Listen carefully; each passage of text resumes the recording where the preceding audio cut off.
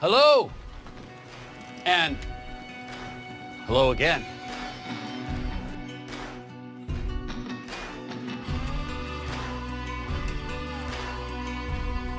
Alright, so Shock Team episode number 3 of the podcast. So let's talk about the news.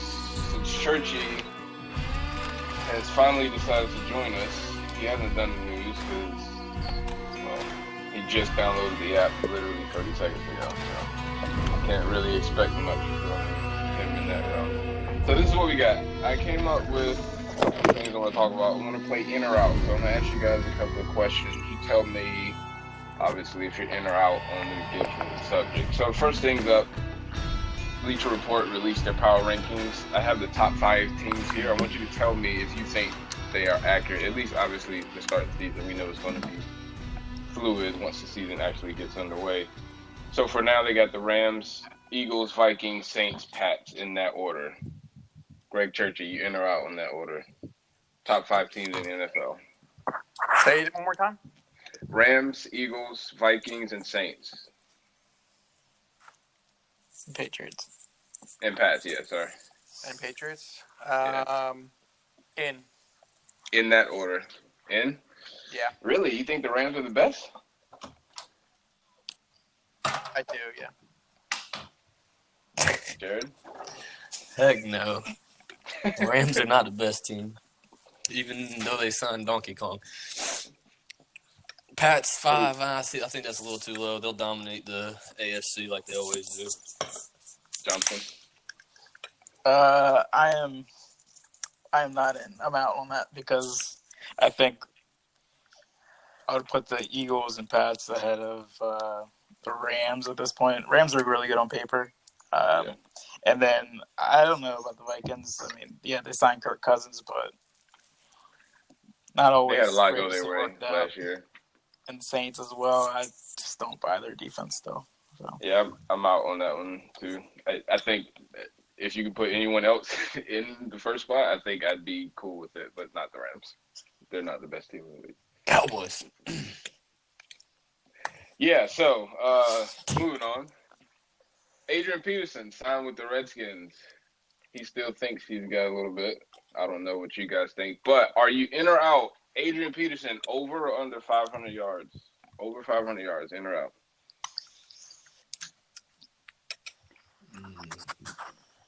I'm out.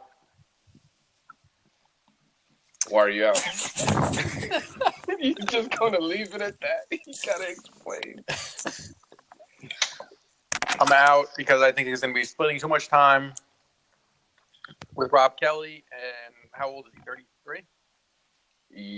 33 or he's 33 or going to be 33. Yeah, that's under 500. Jared? I'm going to say under 500 rushing. I think maybe all-purpose he gets over 500, but he's lost a couple steps, and that was pretty obvious in New Orleans. Yeah. I can't see Plus, it. he's playing in the strongest division in football. Look at it. He's got to play the Giants twice. He's got to play the Eagles twice. Cowboys will be okay, but NFC East is tough anyways. Just who they're up against this year. I'm out. I think just because the Redskins' offensive line, I don't think is that good. They didn't really have a good running game from the start, and they're hiring some bum off the street. So I'm out because of the carries. I would be in if you were like the second running back. I think he physically could give you 500 yards, no problem. But due to the number of carries, he's going to be given. He's got the GOAT under center, so. Yeah, okay, so that's the second time you ended the topic with a very, very hot take that made no sense. But hey, whatever. So next up, Des Bryant. Do you guys watch Hard Knocks? Anybody? I do not. No. I don't watch it. I watch an episode here or there. I'll pop in and watch a couple of clips, but I don't like religiously watch it. But I did happen to see some of the Des Bryant interaction with Hugh Jackson. He said he's looking for realness for his next situation, whatever that means. So my question to you is, you're the coach of an NFL team, and just say hypothetically you can do whatever you want, right? If you were a GM or you're a coach, would you bring in Des Bryant on your team? Given all you know, given the production, say the money's not an issue, whatever the money might be, say that's agreed upon.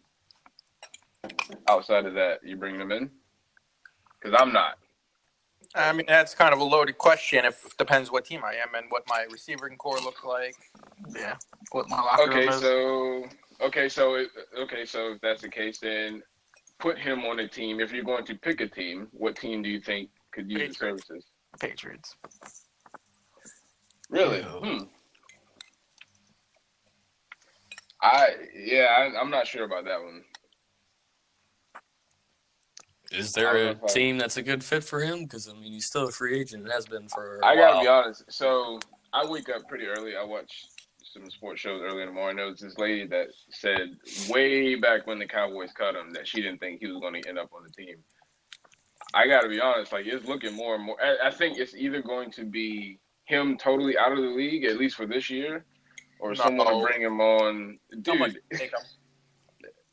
we're getting ready to start the season, man. And, I mean, where is he? He's down to the Browns? That would be disgusting. Like, honestly, the Browns, like, everyone's talking about him, and that's all fine and good, but that's his last option is the Browns. Like, you've gotten to that point. He'd be the only option on the team. I mean, probably, yeah. It'd be the most arrogant trio of receivers ever. Yeah, probably. Yeah, but at least a couple could put up. I don't think the Browns can work. Josh Gordon can stay out of trouble.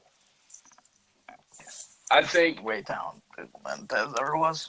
I think team-wise, in terms of a football fit, I think a place that would fit actually would be Pittsburgh. The problem is that's the last organization for his personality that he needs to be in because there's about as loosely run as you come across, and he needs some reining in for sure. That's why Patriots, man. Yeah, but he also needs to work hard, and I don't know if that's his, that's his thing. But who knows? All right, and the last one I want to talk about for now. So Khalil Mack, there have been teams that have been calling the Raiders about Khalil Mack. My question to you is, because this has been sort of a debatable topic over the last week or two, you're the GM, you got Khalil Mack on your roster, given the current situation. Are you trading him or are you signing him to a big deal? Ain't no way in the world you could trade him. He's arguably the best defensive player in the league. Everybody's kind of down on the Raiders, but I think they'll have a good year. They're the biggest question mark in the league, that's for sure. I like it. Big hire at the coaching position. I think Carr comes back strong. Addition to Jordy Nelson will help. I think they'll be good. Churchy? I agree with Jared. I think they're going to be good. What about Khalil Mack, though? Would you trade him or sign him? I would sign him. Johnson? I mean, obviously there's an issue with signing them because if they would have already offered. But I think you're definitely open to options. If there's a huge offer available, I mean, like say a couple first rounders or whatever. I think you look at it, but I don't think you do it right now. I think you let the season play out and then figure out an off season to do that because you can't just do it right now and not have anything to fill that void. I think I'm the only one on this. I'm out. I think I would try to trade him, or you got to talk him down off the contract because I was thinking about this today, and who was the last off the top of your head? Because obviously we're not doing research right now, but what's the last defensive player since obviously Von Miller totally wrecked that Panthers-Broncos Super Bowl. So let's set him aside for a minute. Who was the last defensive player that really, truly, like the best defensive player in the league, given that title, was anywhere close to the playoffs or the Super Bowl at least? I mean, Ray Lewis is the last one I can think of. J.J. Watt is constantly hurt. Von Miller, like I said, but it wasn't just Von Miller. That whole defense was ridiculous. And they're like the Raiders defense is sauce to me. Like, I'm not paying this guy because he's great, and I got 10 other guys that are trash. That's going to hamper me. I'd look at it like that, but I mean, I understand what you guys are saying. It's If a hard talent you to trade him, I mean, you're going to get 4 or 5 good defensive players for it. He's the guy getting double and triple teamed on every play. I mean, you're right. And again, that's ideally, yeah, of course, that's ideally what you'd like is, some high-end draft pick that turn into great players. It never works out that way, or at least not every time. So you never know. It's always a risk trading them. I'm just saying, if everything were to be ideal, let's say you could get 2 or 3 really high-end draft picks, maybe a starter and 2 picks. I don't know. But, are you going to pay him the amount of money he's looking for with the defense and the way that it is? Like, after you leave him, that's a lot of talent, or a talentless defense. I mean, and he's not changing the outcomes of games. And if he were that great, I mean, you could run away from him, and that kind of limits what he can do. So I don't know. It's a weird situation to be in, to have a great defensive player and no great defense, like, and a great, or at least offensive weapons. I mean, I don't know. It's an odd situation, but Colts had it for years. Yeah, but they also had an all-time great quarterback, and Derek Carr he's not that. So No, he's not that, but I think their offense is definitely headed in the right direction. yeah, it certainly is. I'm just wary of making that step. If they were an average defense and you had him, yeah, but I mean, for their defense to be one of the worst in the league, certainly in the last 2 or 3 years, I don't know. Well, they do get to see Mahomes twice a year now, so that'll be good for them. All right, so today's show is a little bit different. It's kind of similar, actually. I just kind of want to bullet point a couple of topics that I was writing about today. So it essentially is the 10 things that I'm looking for from a story's perspective. Like, as I follow the NFL season, these are, the 10 storylines, so to speak, that I'm looking to follow the most. The first thing I want to start with is the Eagles. Okay, so we know how hard it is just to win a Super Bowl, let alone to repeat or even get to back-to-back Super Bowls. I think they have a little bit different motivation, with Wentz obviously being not a quote-unquote part of the Super Bowl run.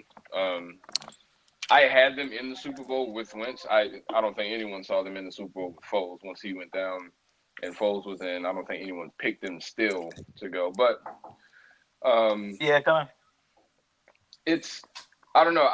There's a little bit different motivation behind it. Again, with him not being able to participate in the playoffs, you got a couple of new guys that they brought in. I don't know.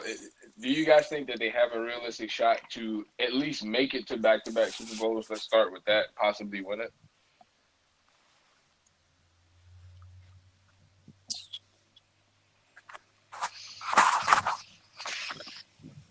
My opinion, I don't even think the Eagles make playoffs.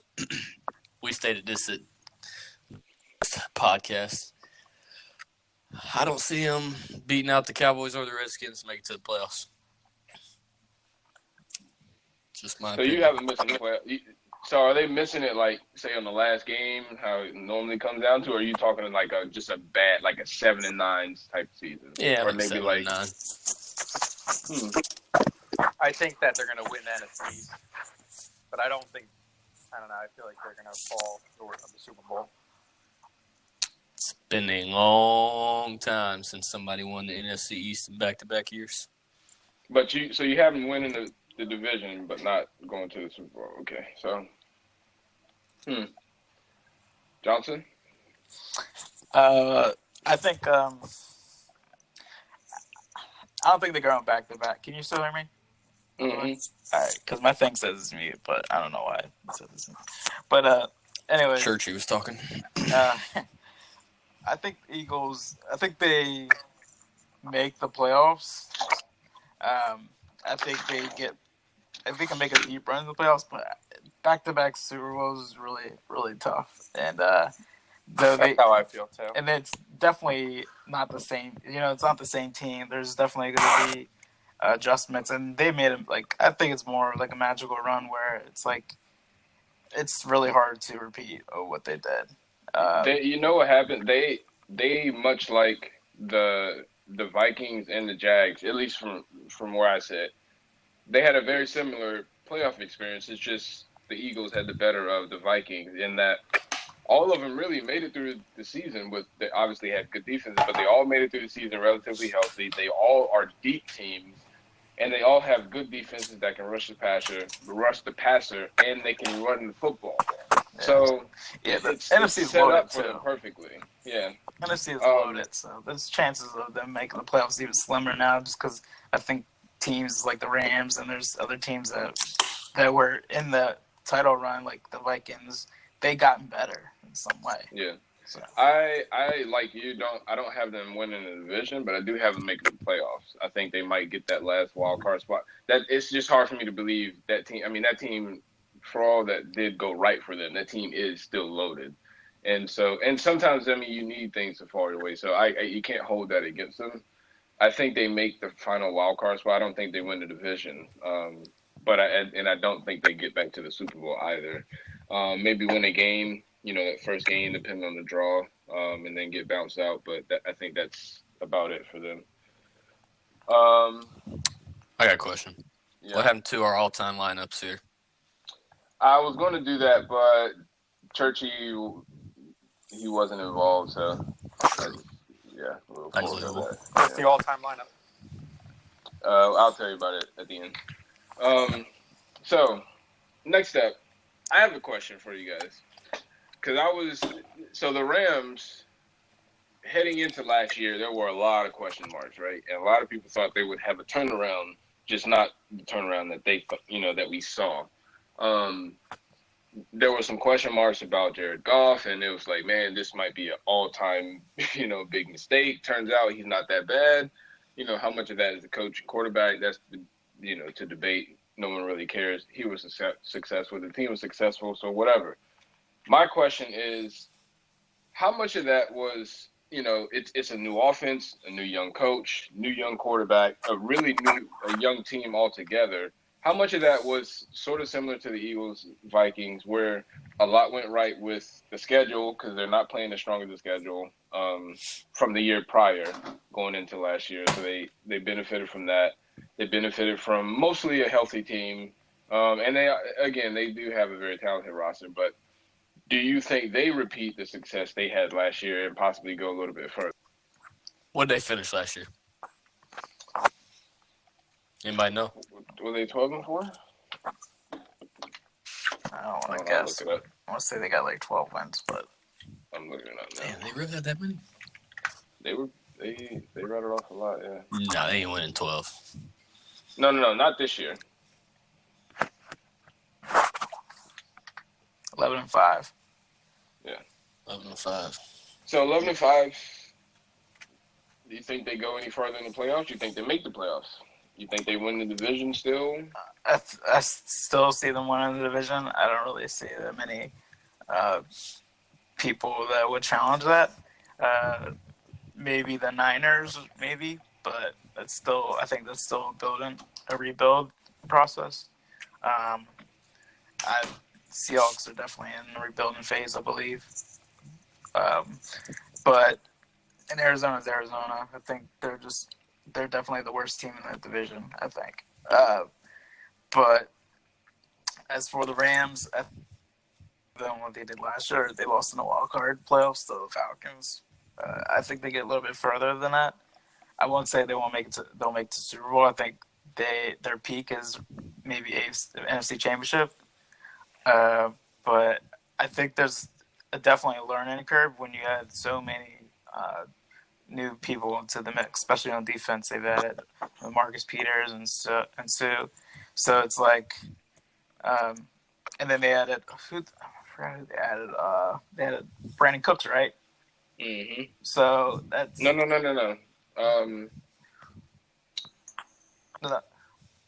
Didn't they add Brandon Cooks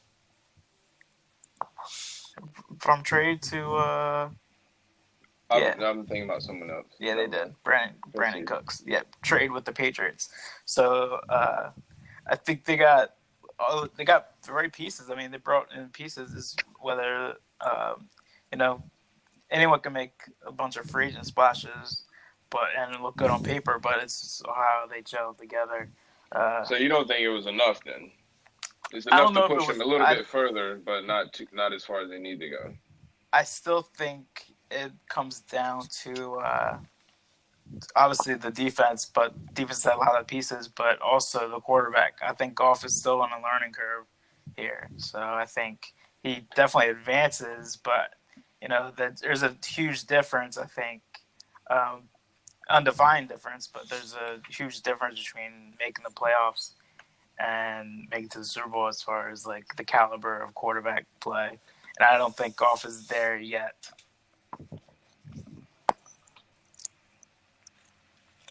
What you think, Churchy?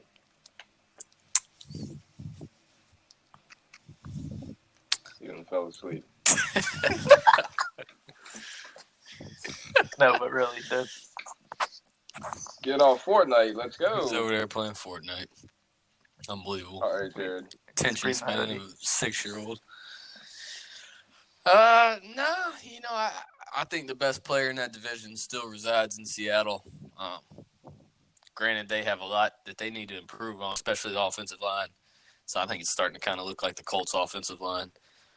But, they've got some weapons on the outside and some decent running backs, not great.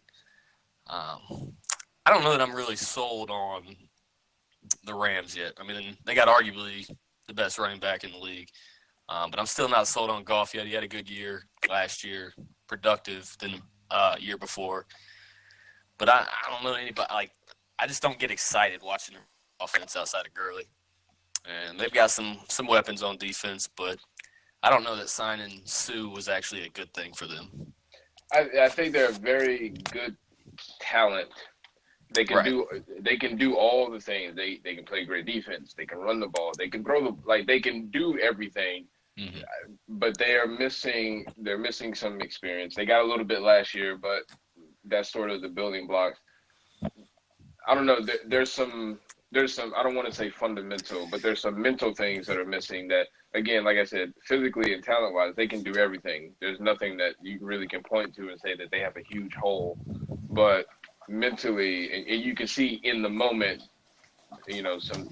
Goff looks a little overwhelmed, and like you said, there's a learning curve to that. But he looked a little overwhelmed. The running game, they didn't use it as much as they probably should have. So, there's a lot of stuff that they got to pick up. And McVay's a young coach, too.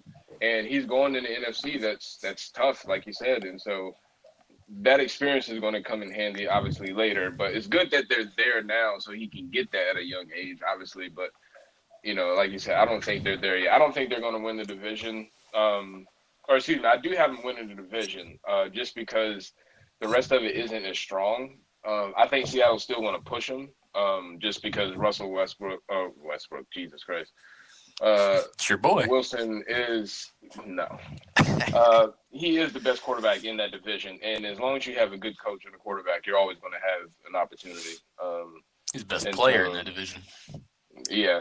I also want to say that, they have, with the young coach, and they all these new pieces, especially not just new pieces on defense, but definitely the mental side of it. When you got Aqib Talib, you got Marcus Peters, you got Sue, and then outside of that, on defense is who is the real leader? Because I think you need a captain who's well experienced, but with a locker room like that, when you have Sue and you have Talib, you have Peters, you're bringing these new faces in. Are they prepared for that? And not to mention your quote-unquote best defensive player is holding out, so that's also a message. And listen, is it within his right? Sure. Is it in his best interest? Sure, I get all that. I'm just saying that still registers to people that, your best player is also missing, and that matters. Church, are you back yet? You wake up? Kid's unbelievable. He's over there playing with his string. All right, moving on. So I made a list of quarterbacks, and this happens every year, so I don't want to make this too big of a deal. But You got Mariota at the top? No, he's actually at the very bottom. So, all right. So these are some quarterbacks that I think there's a couple of situations that are pretty interesting, right? Where whether it be to a veteran that hasn't won in a while, or someone coming off of an injury, or maybe questioning someone's talent level, maybe questioning if someone was a flash in the pan, whatever the case may be. These are the quarterbacks I went through, and I thought that they had something to prove in some capacity this year. And I'm just going to run through them real quick. And if you guys want to talk about why I picked one in particular, just let me know. Because it's a pretty long list, so I don't want to go through each one individually. So I got Dak Prescott, Aaron Rodgers, Derek Carr, Big Ben, Kirk Cousins, Jimmy G, Case Keenum, Jared Goff, Joe Flacco, Andrew Luck, Marcus Mariota, and Jameis Winston. Any of those you want to talk about in particular, or you want me to pick one? Yeah. Pick one. Just fire off top of the head. Well, I'll tell you what. I'll start with Mariota since that's my team. So we kind of talked about this before, so I don't want to spend too much time on him in particular. But I love him as a player. I have my questions about him. I don't have any questions about his physical talent. The only thing that he's lacking, I think, is he's not a deep, he doesn't have a cannon of an arm. He's got a good arm. It'll do, but, he's not throwing it 70 yards down the field. And there's not many people that can do that, but he's not Cam.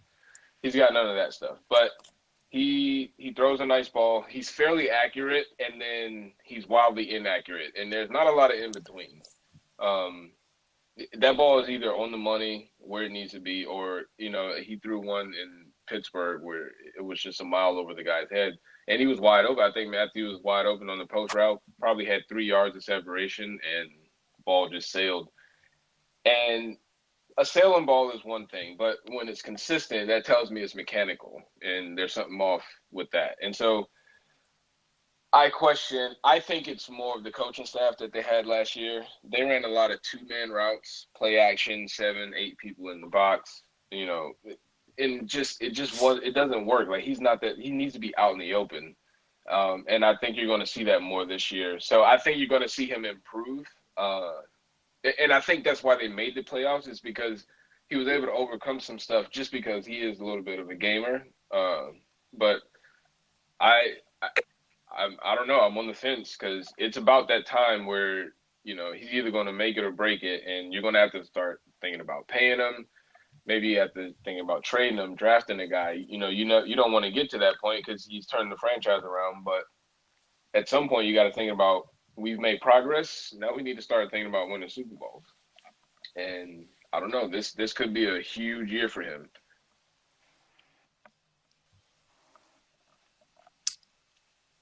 Johnson? With Mariota, I would say, but yeah, any of them? Okay, whatever. Cool. Well, since you brought up Flacco, I'll talk about Flacco a little bit. He played last night. Looked really good last night. Kind of proved what people have been saying throughout camp, as what he looked like, and what they believe that he can bring this coming year. That was different in the past couple of years. Heard reports saying that he hasn't looked as good since the Super Bowl. He hasn't. I think he'll have a career year and stuff like that. But last night he played almost a half, and he looked really good. Looked moved out of the pocket well. Definitely his arm strength is still there. On the first play, they tested it a little bit. He's got a lot of people to work with as far as throwing it to. He's been working to his tight ends, he's been working to his running backs, but more importantly, he's receivers to throw him to. He hit Crabtree on some nice passes. John Brown looks like he's probably his favorite target in the slot, and they connected on a nice touchdown in the game. Yeah, I know it's preseason, but it looked really good. I think we'll see in the next preseason game where he'll play at full half with the first team offense. There was a little bit of issue with the offensive line, but still Yanda isn't back. He's practicing, but he's not fully back. And that issue was really with the right guard where Yanda would be playing. And and Stanley was out too, who was left tackle. So with those guys missing, the offense looked really good with Flacco, and Alex Collins didn't play. I don't think he played at all, and he's a starting back. So I think it's high hopes for us with Flacco. I think he looks really, really healthy, and that's the most important. But not just that, he's connecting with the new guys too. So. Yeah, he actually looked really good to the point where I actually changed my pick. So I actually had them. I think I had them either making the very last wild card spot or just missing out. But I had to change that because he does look a little bit more nimble, a little bit more lively, and yeah, and he's got a little bit more motivation because he doesn't want to. I mean, he doesn't want to lose his job to Lamar Jackson. Like again, Lamar Jackson looks like he's a long ways off, and that's a whole nother story. But my point being, if you had a rookie come in and like say if that were Sam Darnold, like he doesn't want to lose his job, so he's got a little bit more motivation. I think that's going to help him, and that's probably why he's got a little bit more pep in his step as well. So it did make me. I think they can contend for that division because I don't think Pittsburgh is. I don't think they're interested in winning titles. I think they're just a really good football team. I think they have their own question marks, but they're not really on the offense. It's more the defensive side. Yeah. With Shazier, they look really bad since Shazier went down. And again, every time it comes down to it, it's between them and New England, and New England always comes out on top. And I know that is the case with it seems like everyone, but they just can't beat. And I think it's more about their preparation than it is their talent because they can beat every other team in the league. And when it comes to New England, it's always the detail. Belichick has Tomlin's number, whereas the Ravens, I think, out of all the AFC teams, competed better versus the Patriots than probably any other AFC team. But our issue is not the Patriots. It's more of we've had issues with teams that were favored to win, and we just played to the level. So I think we can compete with the top contenders on a given day, but I think the issue in the past with the Ravens is not those contenders. It's more of the teams that they should be. Jared, what do you think about any pressure on Dak Prescott this year? Well, this whole time I'm just thinking more broad because to me it's not always about the quarterback, and that's not 100% of the time. But whoever's calling the offensive plays, to me, is the biggest deal because if you're a starting quarterback in the NFL, you're pretty good. But is that person that's calling the plays going to put you in a position to succeed? No question. Think about last year. Jacksonville's defense was phenomenal. But even the play calling put Blake Bortles, to me, he's an average quarterback. But they put him in a position to succeed, and he did so. I mean, it came down to the wire, and they lost. But I think each quarterback that does well, for the most part, they're in a position to succeed. I mean, really, what can you expect out of Dak this year with what he has? Arguably the best running back. But, I mean, what weapons does he really have? Part of it is, and I want to piggyback on something you said about with Blake Bortles. That's exactly how I feel with Mariota. Yeah, right. I have seen him make too many great decisions and throws to think that he's a bad quarterback. And right. Again, last year they're in I formation and wing backs with, triple tight end. Like it's just not him. Like that doesn't work. So yeah, I agree. What do I expect? Personally, my personal expectations aren't very high. I think people wanted him to be this big story because they had such a great rookie year. He was a 4th round pick, so forth and so on, and it built up this big hype machine. Couple that with them being the Cowboys, and I think people wanted it to be, this magnificent thing. And I think in reality, he's just a good quarterback. I don't think he's bad. I don't think he's great. He's just he'll do, and I think, but again, with him being on the Cowboys and with him being a quarterback and with the success they had his rookie year, They were healthy. They were running the football down people's throats, and they didn't ask him to take over the game. I think people are expecting way too much of him because of where he was drafted and in the position he plays, instead of looking at what he's actually done in the league. And I think that's part of the problem, is it's going to hurt him because they're expecting him to be more than he really is. Right. That's how I look at it. Well, then, see, that's why I said it comes down to the play calling. I mean, even, you know how I feel about Tom Brady, but he has won 5 Super Bowls. How many times during those Super Bowls did Tom Brady make a throw that we said, damn, I can't believe he just made that? How often were guys like Roethlisberger and Aaron Rodgers, Drew Brees making those passes every week? Yeah. But the system has been perfectly built for him, and he strives in it. Yeah. Like you said, I don't think Mariota's in a system where it's naturally set up for him to be as good as he could be. His numbers in the shotgun versus under center, and it's not to say that he can't play under center, but within what he was doing, again, they had, it just didn't work. But it's incredible. It's so different. Like it's remarkable. But I don't know. I think Dak is going to become the victim of the media. And again, I think it's all to do with where he was drafted and the position he plays. And I think they're going to make him – they're expecting him to – he's not Tony Romo. Tony Romo, say for what he was a really good quarterback. And he was probably a little underserved by the organization. If he had what Dak had for his whole career, I think that'd be a totally different story. But yeah, and that even goes back to Dez. How well did they utilize Dez? Let me throw a little hitch here. Let me throw a 2-yard slant. Like he runs 2 routes. It's in breaking or it's a go. It's stupid. Like they don't put him in position to succeed. And now that he's lost Witten and Dez, I mean, really, how high can his expectations be? I think they could be really high for Zeke, but for Dak, I mean, what is he working with? I think Dak is more than capable of being the leader of the team and not screwing it up. What they can't do is put too much on his plate and then expect him to be Tom Brady or Aaron Rodgers. He's just not. No, he never will. And they can't do that. Any of these other quarterbacks you want to talk about? I can run through them real quick if there's one or two, or we can move on to the next topic altogether if you guys want to. Actually, let's just do that. Johnson told me we want to talk about Alex Smith. No. Okay. No one wants to. That's like talking about. He's going to be a beast this year, him and Crowder, I'm telling you. All right, so here's an interesting one.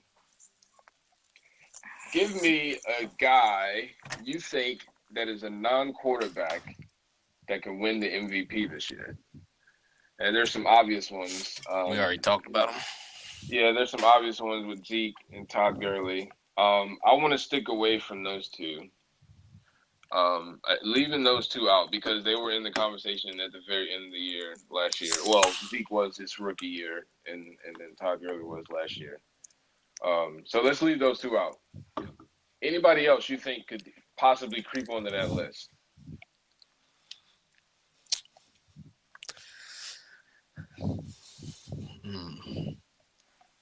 I have one that might shock you a little bit, but I'll let you guys go first. And again, this is so it likely won't happen, but if we're going by this criteria, I have one that might shock you. Well, I know you said get rid of Gurley and Zeke, but to me, those are the two front runners. I think Gurley because they'll have a successful team, but like what I was just talking about, the Cowboys, if the Cowboys could go and win 10 games with the weapons they have outside of Zeke, I think Zeke would probably 1,700 yards would probably deserve it. But if he stays healthy, I'm going to say Julio. He's the best offensive weapon in the league, but he's got to stay healthy. And them getting Ridley is just unbelievable. Dude, and he looks like I mean, I liked him at Bama, but I mean, come on, man, that's just not fair.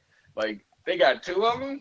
Yeah, and with Freeman and Coleman and Julio and Ridley, they should score 40-something points a game.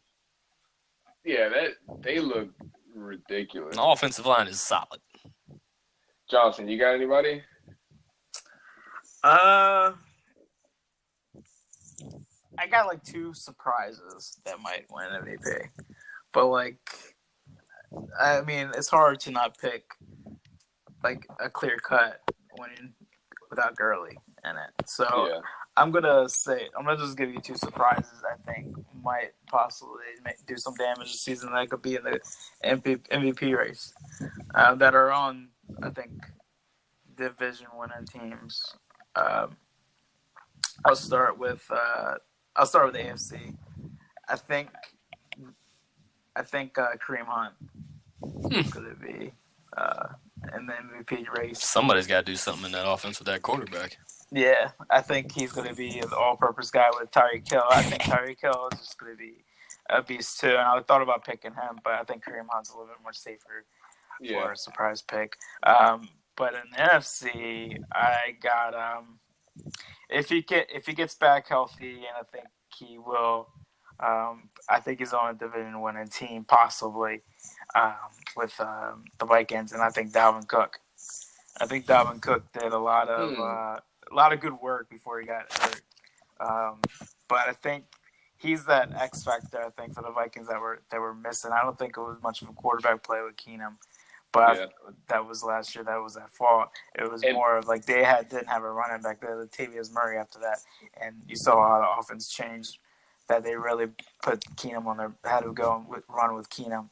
Where I think this year, with Kirk Cousins being new to that offense, but being able to pass the ball and be a threat with Diggs out there, I think Dalvin Cook is in in a prime position to succeed, and I think he's with a really good team that's possibly going to win their division. And I think that is easy for me to pick him as a surprise as well. Strong punting game, too. So I got one, and again, this is within the criteria, so I want to be clear. I'm not saying this guy is going to be anywhere close to an MVP. But given the situation and given the team's success or lack thereof last year, I actually think that for the first time in a while, we might hear some rumblings of a receiver getting real close. And I think it's going to be Odell, actually. Yeah. Because I think, first of all, now I do want to say I'm a lot higher on the Giants than some people are. And that's something we're going to talk about in a little bit here. So I'll save that for later. But with that said, I think he could put up I only think it's because of this. I think he's going to put up I think the offense is going to be really good. And I think he's going to put up some crazy, like ridiculously high numbers. And I think he's going to get, they're going to start towards the end of the year. You're going to hear some people say, should Odell be in the MVP talks?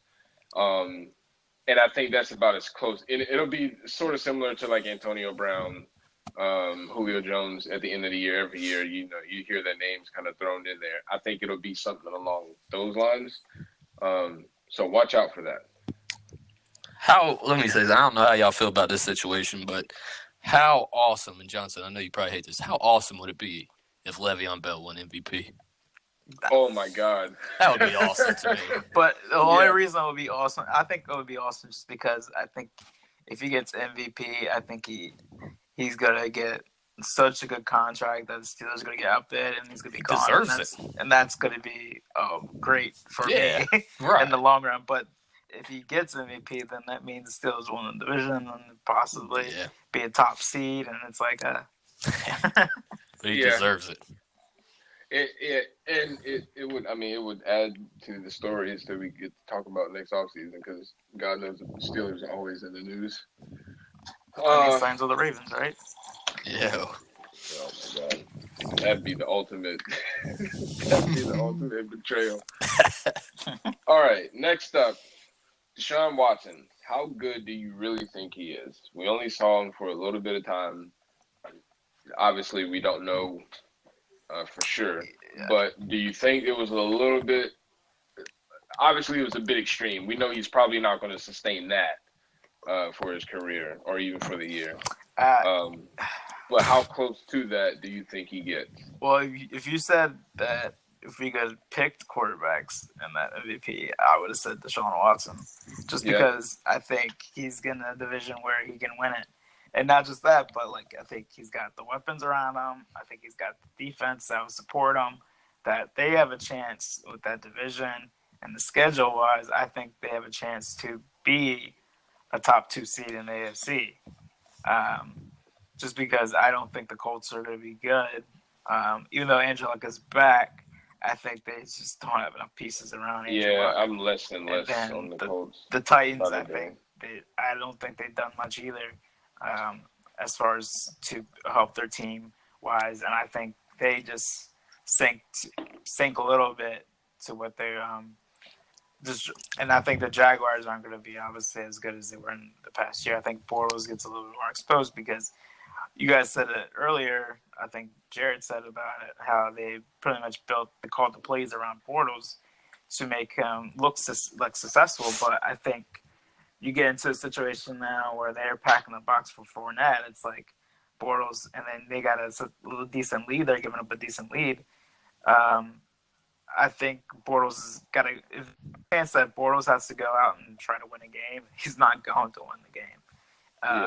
I think that's exactly it. They do have a great defense where they're not likely to get in a big hole, but if they do, I just don't see Bortles coming out of it. So back to the Texans and back to Shawn Watson, I think he's going to be healthy. He got knocked out really early in the season, so I think he's going to be fine going into this year. But I think you got Hopkins, you got Lamar Miller, you got some other receivers there as well that are very beneficial to his progress.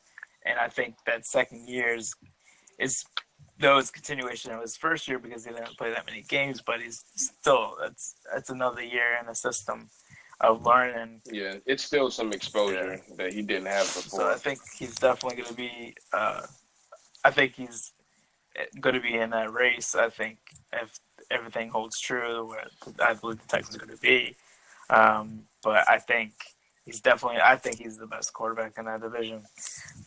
As of right now, I think if Luck gets obviously back to the form where he was, I think Luck will be a better quarterback. But I think as of right now, Luck is still getting used to the NFL gameplay. He's been out for a while now, and it showed signs of it in the preseason game last night that he's been away from the game a little bit. And there's also some spots where he looked really good too. So.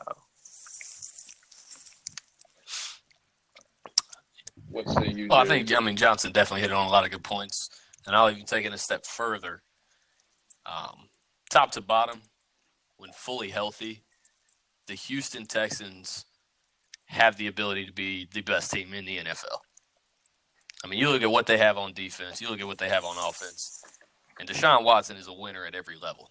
Now, I know it's a very small portion of games in the NFL, but he's won at the high school level, he's won at the college level, and he's won in the few games that he's played in the NFL.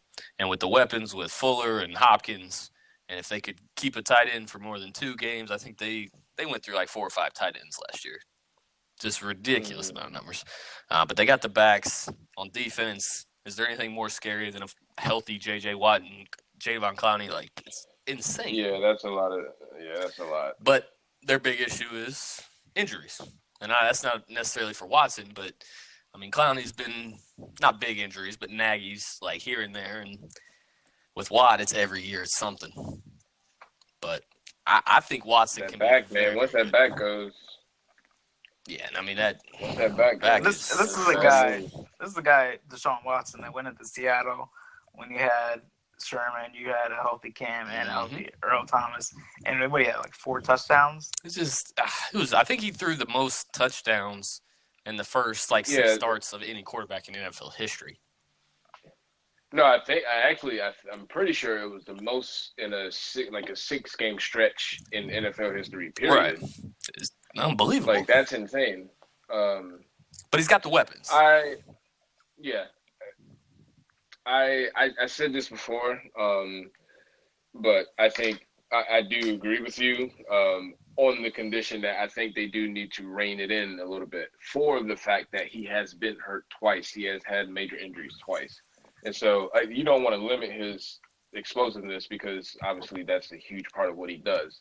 But they need to, and again, it comes with him growing as a rookie, going into his second year, or the latter half of his first year, so it's so to speak. So he's still a rookie. In other words, just like Sam Darnold, just like Baker Mayfield, like you can't just feed them to the fire. Like you have some support, you need to use that support. Use the defense, use the running game, use the weapons around them. Don't ask them to do too much. Not too early. Off topic, but and I think that'd be do you think the Browns do that, since you mentioned with Baker Mayfield, like they did with Deshaun Kaiser last year? Just start him First game, because they didn't start Kaiser the first game, but I think it was after a few weeks they threw him in there. And oh yeah, do I think they do that with Baker? No, I hope not. Look, I have, and this is something we could talk about another day.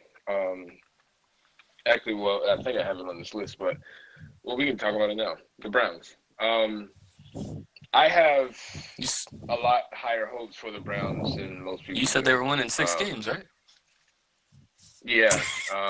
I think they might get to 7, honestly. I think there's going to be a stretch in the season where we're going to really think that they might make the playoffs. Like, it's going to be one of those things in the media. I don't think it'll necessarily be realistic, but I think they're going to be close enough that you're going to start wondering. I think this team is really good. I do. There's some people that think they might get all the way to 8 wins and possibly just miss out on the playoffs. And I got to be honest, like, I'm not that far off from that. Like, I'm really not. It doesn't take much to change into success. It's not – the formula itself isn't complicated. It's easy. It's the execution and the commitment to it. And Hugh Jackson is a smart guy. He's a gritty coach. They got some smart people up top finally. Guys, Dorsey's worked with Andy Reid. He's worked with some good quarterbacks. He's made some good decisions with quarterbacks. I think they really turned the corner this time. Like, it's been a lot of fool's gold in the past. We've heard that same song and dance before, but I think they've really – and I think Tyrod Taylor is the biggest part of that, because I don't think it's Baker that's turned the corner for them. Tyrod Taylor is what it is, because once you get some stability at the quarterback position, you can then start – it's the foundation. But is there stability if you throw Tyrod Taylor and he does well? I mean, how long are you going to keep Baker on the bench? What would be the stability? I'd keep him on the bench all year. I wouldn't play him all year. But I mean, even going forward after this year is what I'm asking. What's the stability? After that point, if I got to that point, I'd consider trading Tyrod and getting some more pieces and then going forward with Baker. Again, this is assuming that they think that Baker truly is the next quarterback. Even if he doesn't play this year, if Tyrod gets into 6-7 wins, I don't think if they come out, say 2-2, 1-3, and they win to maybe 2-3, something like that, I think you keep Tyrod in there. And if they can get to 6, 7, 8 wins, I don't think Baker sees the field other than necessary, spot duty if necessary. Well, let's say Johnson, I think, said they'll win 3 games. I think at most. I think I said they'll win 3 games at most. You said probably 6. So let's just say they win 4 or 5 games, and maybe Baker starts 1 or 2 games at the end of the season. You're trading Tyrod at the end of the year? Mm-hmm. But that's what I'm saying. Where's the stability in that? Well, no. If they have gotten to 4 wins by the end of the season, Tyrod wouldn't have been my starting quarterback. Because that means they've only won 1 or 2 games by week 8, and at that point, it's time to go to Baker. But see, that's what they did last year, and then it's just over and over and over and over and over.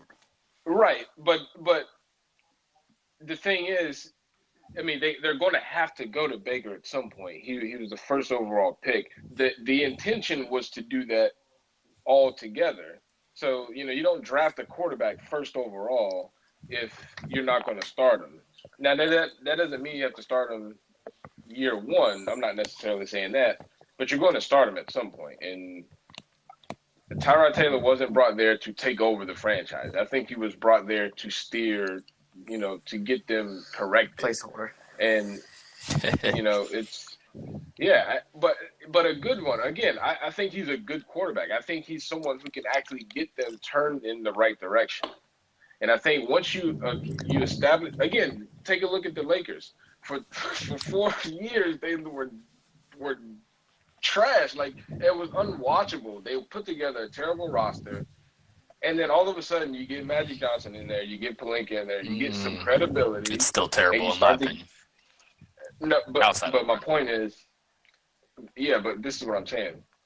You establish some credibility. Now all of a sudden, you're relevant again. People, you get a big name free agent. In this case, they get a first round draft pick quarterback. You might be able to land a free agent. Now, it's not as big in the NFL, the free agent splashes and all that stuff. But again, you might be able to land someone. Maybe someone wants talent from your team all of a sudden. You might be able to trade Tyrod. What if they start out? I mean, what if they do win 8 games? Now you can trade Tyrod for a lot, or you might want to keep him. I mean, you never know. So let me ask you a question about the Browns. You said they got, better management or whatever and better guys in there that is going forward. But, I mean, how do you feel about their pick? Didn't they trade up to get that guy from Ohio State? Denzel Ward? Yeah, didn't they trade up to get him? Or did they? It was the I fourth can't pick, remember. but I don't remember if they traded up for that or not. I don't remember. But I mean, did you feel like that was a good pick? Denzel Ward? Mm-hmm. At 4? No. They said if it were my call, I think they should have taken Josh Allen, and then I would have probably taken. I don't know. See, the 4th pick, I don't know. That would have been tough. I think it would have either been Barkley or Bradley Chubb. No. I think Barkley, but what I was saying was it would have been one of the two. I think that the Browns, like me and Johnson said, with 3 wins at most, I think they'll finish low enough again where they'll be high enough in the draft where they could get just as good of a quarterback next year as they got this year with a higher pick. Oh yeah, I'm sure they would be. Listen, I'm not saying Baker's the savior. Don't get me wrong. All I'm saying is, I use the same analogy with Tennessee. Tennessee was a disaster for years. Marcus Mariota isn't some savior, but he's a solid, competent quarterback. And sometimes that's what you need to start building the rest of your team. And then at some point you can add a different quarterback. I mean, the Eagles, they were looking for a quarterback for a minute too. And it wasn't until they got Carson Wentz, they had the rest of the team sort of put in place. They put some more pieces in place, and next thing you know, Super Bowl. Yeah. It doesn't take a ton to get it turned in the right direction. Yeah, Titans got some pieces on defense too, and they've got some decent weapons on offense. Yeah, absolutely. I'm just saying, but they've always had that. But my point is, once they got the quarterback that was somewhat competent, somewhat capable, isn't a total moron, like then you start to see them actually win some games. They go to the playoffs 2 years later. So yeah, sometimes that's all it takes. All right. I got a couple more that we can run through really quickly because my phone's dying and it's about to start raining and all kinds of good jazz. Except the sun's out, but yeah. You don't hear that thunder? No, but next door to each other. You'll have different weather. I'm out here looking at sunshine. It's thundering and Oh boy. Struggling with that word. all right, so last 2 topics. It's planes taking off and stuff, but yeah, thunderstorm. So here we go, last 2. Tom versus Tom is 1. Do you think Tom Brady has reached the cliff, as they say, or do you think he has truly found the fountain of youth and is going to have another great year, potentially MVP year? I'll go first. Are we looking at an anomaly, or are we looking at just another great guy that's about to fall off the cliff? Well, I don't know that he'll fall off the cliff. I think he's going to have another great year once it goes back to the play calling thing I said earlier. Belichick's going to put him in position to succeed. He's got arguably the best tight end ever when healthy. He's got the best coach ever. So he's going to be in a position to succeed. Every once in a while you get these just rare occurrences, and more now. But, I mean, if they stay healthy, look at Drew Brees, look at Aaron Rodgers, even Peyton Manning before he had his whole neck thing. If he didn't have that, these are guys, Tom Brady, that they could play in the NFL, I feel like, until they're 45 years old. I think they're just I agree. that good, and they're in a system that makes them succeed. Like, you look at Drew Brees, to me, he's always the best quarterback ever, but Sean Payton lets him sling that thing around. Now, he's got good weapons around him, but, I mean, really, how good has Brandon Cooks been since he left? I just think Tom Brady's in a situation where he's going to succeed. They're always going to be there. They have really good defensive players. He's got Gronk. He's got these 5-10 yard across the middle or out routes where they're just going to be open, because in the NFL you can only do so much within that first 5 yards, 3 yards, whatever it is. So I think, like he always says, he can play for how many ever years. I think he can if he stays injury-free. He was in a better situation when he got injured compared to somebody like Peyton Manning, because ACL, while it is difficult to come back from, you can come back from that more than a neck injury. So I think he'll have a good year. 13-3, 12-4. Something what they always do. Johnson?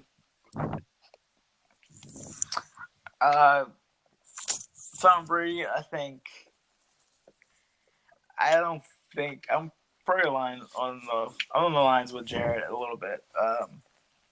I think he's not gonna fall off a cliff for sure. I don't think he's gonna be MVP caliber this year. I think he's gonna be just outside of that. I think his decline is not going to be fast. I think it's just going to be very short spurts. Like a respectable. Yeah, like a typical or above average, I would say, decline. But I think he's in obviously a division where he's going to succeed anyways. They're going to win the division, and I don't think it's going to be close at all. Though I think a Bills team is on the outside of a wild card spot. I think they can contend for a wild card spot for sure. But I think they're going to definitely clinch that East division pretty easily.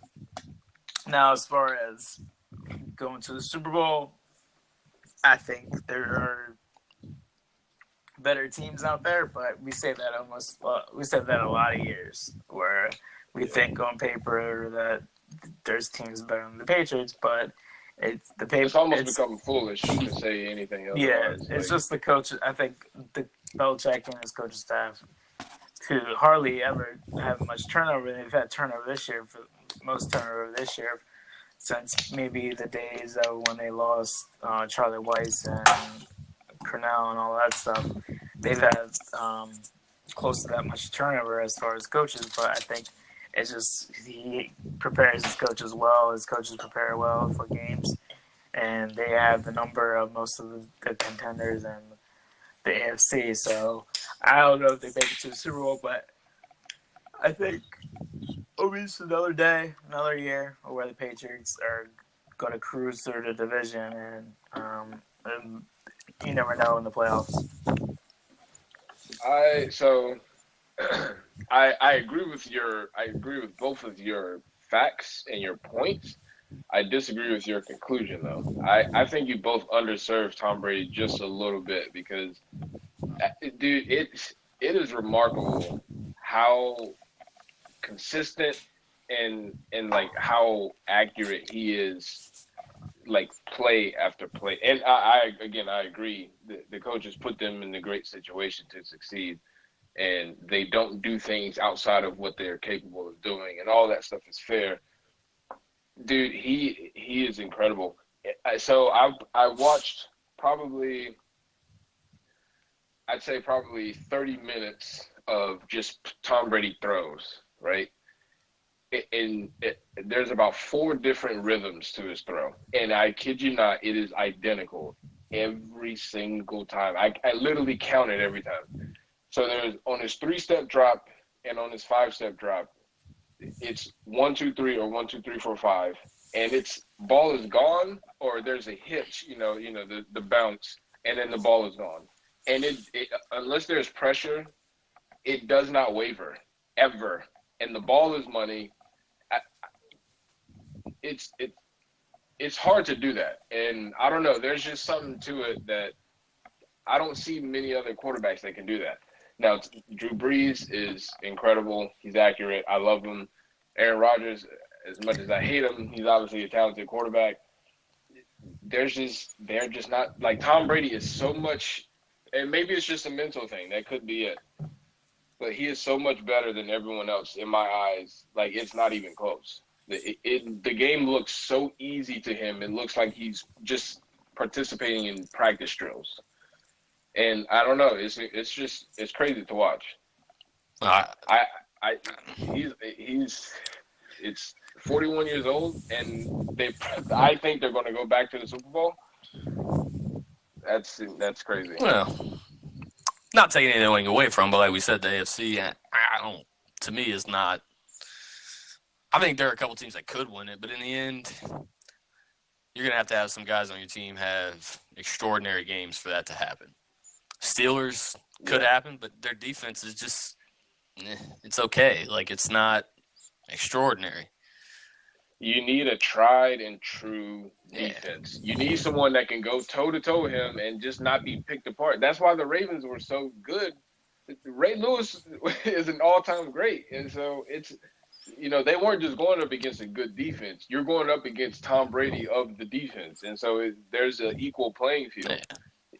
That doesn't – they're going against the Steelers, who are just there. They might as well be playing flag football. Like, it's – To me, there's like 3 or 4 teams in the AFC that are 1 or 2 players on the side of, like, different sides of the ball where they're beating the Pats.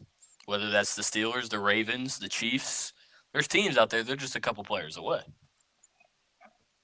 I don't know. I mean, look, to me, if you put the Ravens with a healthy offensive line and a stud wide receiver, they're right there. You give the Chiefs a stud wide receiver, to me, they're right there. Who, beat the Pats last year, even without a stud wide receiver. I just look at it like this. Even just last year, the Jags had a great defense. They carved them up. Offensively, if they had a better quarterback, to me, they beat the Pats. No, you're right. You're right, but you can also. I mean, there's a lot of things that the Pats were missing that they are missing too. So, you can go down that road. But they've quietly had a very underrated offensive line for Tom Brady's career, though, too. Yes, and again, that goes to your point, to what we were talking about earlier. What is around you is critical, and that's totally fair. It's just, I don't know, man. I can't bet against him. He shredded Jacksonville. He shredded. I mean, he fumbled the ball at the end, but at that point, like, you got to go win the game, and they're coming after you. But he shredded the Eagles' defense. I thought Tennessee's defense was at least average, if not a little bit above average, and he shredded them. Like, it's just easy. That's the thing. It's not that he's overly talented. He makes it look effortless. It looks like he's in practice. And I just find it to be remarkable. But that leads into the final topic. So I made a prediction last year about the Super Bowl. Jared, whoever that is, take your mic away. And Mick Callie. Hey. So I made a prediction last year about the Super Bowl. I picked the Pats and the Giants to go to the Super Bowl last year. And clearly that was a disastrous pick, at least on one half. But can I say something real quick? Before you do that, we're still waiting on predictions from like 3 years ago. So if you could get those that you wrote them down or have them in your computer, that'd be great. Yeah, I'll get back to you on that. Okay. We might do that. We could do that. We could do like a pick 'em, and that's something we could talk about on the show or something. But anyway, whatever. So, I was talking about the Giants earlier. I was talking about the Pats, or Odell, and him possibly getting some MVP talk towards the end of the year, et cetera, et cetera. I think we're going to get – this is how I think this is going to play out, okay? I think we're about to have one of the biggest years in sports that we've had in a long time. Okay. Well, let me rephrase that. I think we are set up to have one of the biggest years in sports that we've had in a long time. I think we could get in the same year in the Super Bowl and NBA Finals, the Pats and the Giants in the Super Bowl, and Brady retires. He finally beats the Giants. He walks off a champion, and life goes on. Again, now I'm not saying this is the way it's going to happen. I'm just saying this is like sort of fantasy storyline, what if, and then tell me what you So think. this is the dream you had. So, something like that, yeah. And then you get a Lakers-Celtics, LeBron-Kyrie NBA Finals. That one is as far-fetched as it comes. But again, I'm talking about it has the potential for that. You never know what moves that the Lakers are going to make between now and then. So it's not totally off the table. But that being said, it's definitely far-fetched. With that said, we're not talking about the NBA. We're talking about the NFL. Do you think we could see that, a Pats Giants, the trilogy? No, not happening. I don't see the Giants making it. Too tough a division, but I just don't think their offensive line is still absolutely horrendous. It's terrible. And Eric Flowers, dude, he is hot garbage. Yeah, and I mean they've got the weapons. And even when Eli made all those incredible plays in the playoffs, in the Super Bowls, I just don't see their defense being that solid enough to help carry them to the Super Bowl. The Pats I could see in the Super Bowl. Like I said, the AFC, I feel like there's just too many teams that are one or two players away from being there. I think they just have too many weapons. And then Celtics, Lakers. What are you on drugs over there? No, so here's where that stems from, just so you know. So I actually had that thought last year, but with the Cavs and the Celtics, with the whole Kyrie LeBron thing in the summer leading up to the season, I thought it. And then with Gordon Hayward going there and all that good stuff, obviously Kyrie had the surgery at the end of the year, but it set up as I thought it would with Celtics, Cavs, as I'm sure probably everyone thought it would anyway. And it was just going to be the year right after he decided to leave. He goes in, is Cavs Celtics, he beats LeBron. All of a sudden, the narrative about LeBron might change. That could be a big pivotal shift in his narrative as far as him being the greatest of all time. Now one of your quote-unquote mentees has left you and now beaten you. So it was just set up that way. And now it's just kind of stemmed from that. I don't necessarily think it's realistic. No, it's definitely not realistic. Look, that's just where it came from. Arguably the greatest player to ever play, but there's no way they're beating the Warriors or, unfortunately, the Warriors or the Rockets. I mean, I think the Rockets – dumb move signing Carmelo, but I understand it. To me, they beat the Warriors last year if Chris Paul doesn't get hurt. But the Lakers are just there's way if he couldn't win the finals against the Warriors with what he had in Cleveland, there ain't no way he's going to win it with what he has in LA. All right, Johnson. Pats Giants Super Bowl. Not a shot. Unbelievable. Not a shot? Not a shot. I think there's way too many questions. The Giants right now. I know they added Saquon Barkley. I know Beckham's back healthy. I know they've added Solder to the offensive line, but that adding one guy to an offensive line, an aging guy for sure. Don't think the Pats would give away a guy that's a pretty good tackle away when they've had offensive line issues as well. So I don't think Solder is going to be the guy that they expect him to be. But you add weapons to the offense, but the offense wasn't the only question. And the part of the offense really running. I know they haven't really had an official running back, a starting running back, and especially now the caliber of Barkley. But I think they have other issues bigger than what they have. Running back was off the line, but their defense isn't that good either. I think Landon Collins took a step back last year. I think the year before he was great, but last year I don't think he was good at all. But yeah, I don't see it. I don't see it at all. I don't. I don't even really see them making the playoffs. They might sneak into a wild card spot possibly, but I don't see them contending for a division title. So in the tough NFC, there's so many contenders with the Rams, the Saints, the Vikings, Packers, Eagles. I just don't see it at all. Well, I think we found the one thing that we're at completely opposite ends of the spectrum on. That's for sure.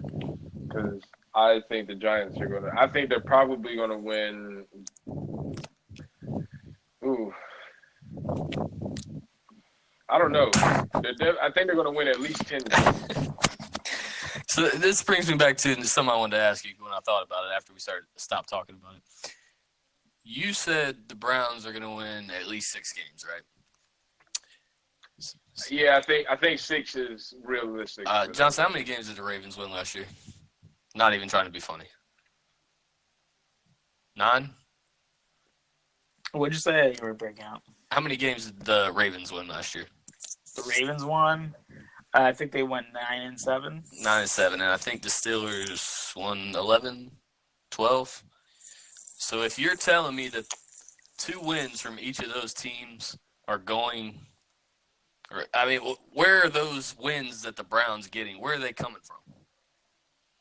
All right, hold on. Let me pull up the schedule. Are you think that they're going to split? Preseason.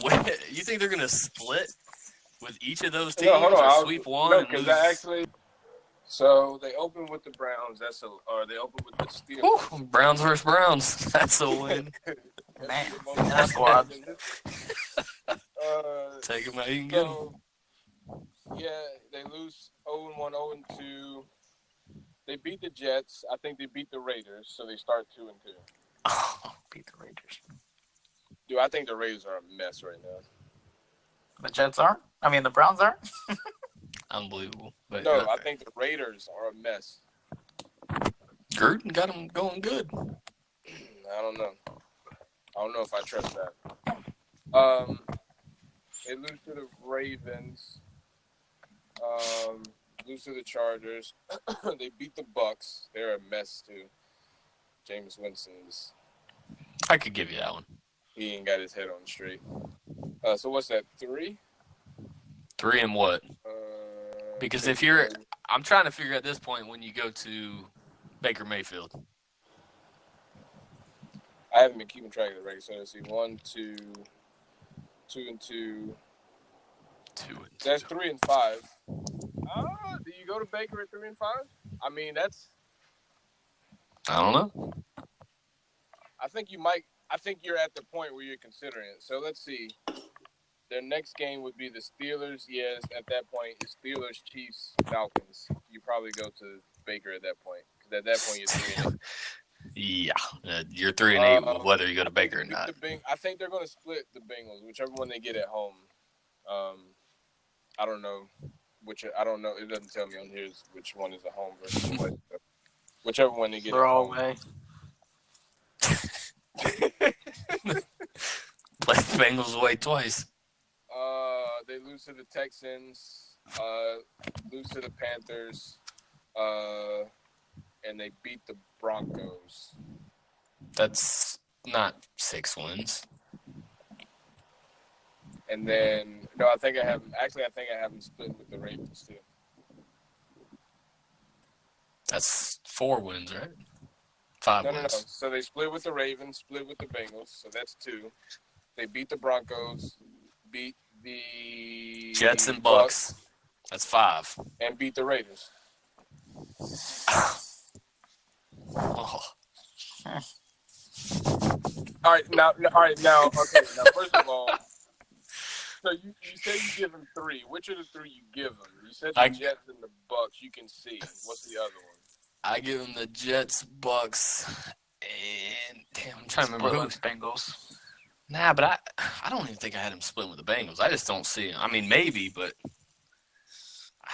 I don't even think the Bengals are that bad.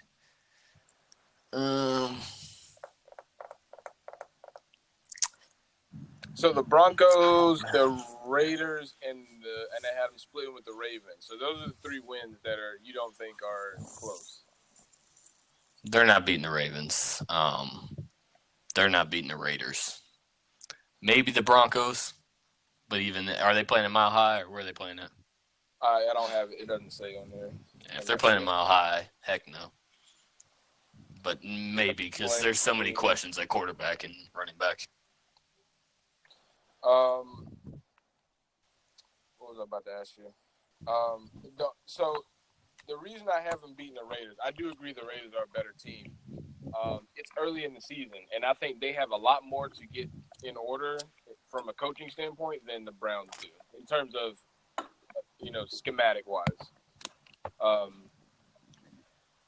And I think they're going to be able to catch them early enough. Through the first 4 weeks, you're still basically preseason. Like, you can't start 0-4, obviously, but, going 2-2 is not the end of the world. And I don't think the Raiders are going to be quite – look, being out of the league for 10 years, there's going to be some sort of an adjustment. Even if it's not a major one, even if you think he does overcome it, that's fine. There's still going to be an adjustment. And I think through the first 4 weeks, it's going to be a little bit chaotic. They might be able to get a win out of that. I don't know. You think they need that big of adjustment for their offense, though? With having one of the best receivers in the game and then adding Jordy? No, not for the offense, but their defense is atrocious. And on paper, Cleveland does have, depending on how the quarterback play is in the regular season, if Josh Gordon has his head on straight, look, man, he is an animal. And Jarvis Landry is very nice in the slot. Njoku looks like a player. He looks good, but you talk about defense. What do the Browns have on defense? Well, their defense isn't stacked, but it's not as, I don't think it's as nearly as porous as the Raiders defense is. Interesting. I mean, listen, there's no top 5 defense by any stretch, but I don't think it's nearly as bad as the Raiders. Johnson splitting with the Browns. How you feel about that? About as shot as 2-hour podcast.